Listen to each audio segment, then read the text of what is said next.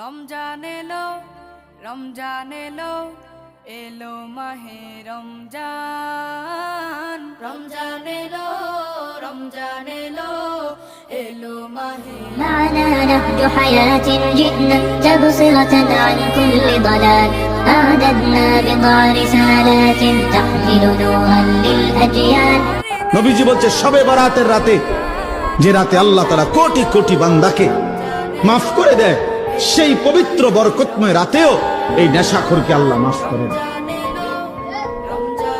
মাফ করে জন্য যুবক, এক ফোঁটা নেশার সাথে যদি কারো সম্পর্ক থাকে, রহম করো নিজের উপরে, ছেড়ে দাও। বলে এক প্রভুর কাছে কেঁদে কেঁদে করো প্রভুর মন জয়। ইবাদতের মাসে সবাই